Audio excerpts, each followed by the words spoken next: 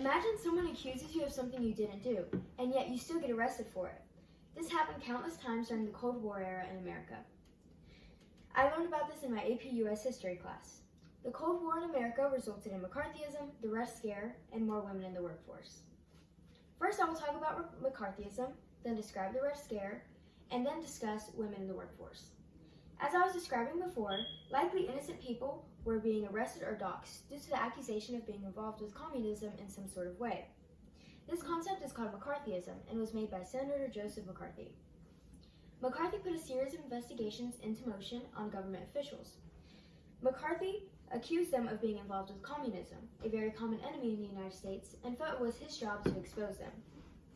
McCarthy influenced other Americans to do the same in their communities. Being accused of practicing communism was detrimental, as it could result in a lost job or condemnation of public figures. An example of this was the Hollywood Tens. These were producers, directors, and screenwriters that rejected questions on the topic of communism, therefore raising suspicion and losing their jobs. This time period in America was full of mass hysteria. This mass hysteria had a name, the Red Scare. The Red Scare can be defined as the American fear of communism infiltrating the country and the government. The name came from the color of the flag used by Marxist and communist groups. There have been two Red Scares, one during World War I and the other after World War II. There were instances, although uncommon, of espionage activities being performed in the United States with help from citizens. This happening a few times was enough for the society to go mad and become paranoid. A rise of distrust in the American government became prominent. The war was against the Soviet Union and communism itself.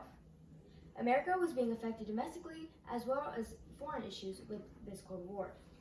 More women were being put into the workforce due to men being drafted into the war. This meant that there were less workers in the labor industry. Women took over in places like factories and manufacturers. They worked on things needed for war, like equipment for the soldiers. It was looked down upon for a woman to have a job instead of being a housewife. At that point, however, they were needed to keep the country moving. They kept the economy alive and helped America in the war while doing so. This later resulted in it being more common for women to have jobs. So, McCarthyism grew in America, the Red Scare led to a lot of distrust in the government, and women in the workforce became more common and accepted. It's reassuring to know that you can't be jailed for accusations without concrete evidence thanks to experiences like this showing how unethical it is. I hope you learned something new about America during the Cold War and found interest in the topic.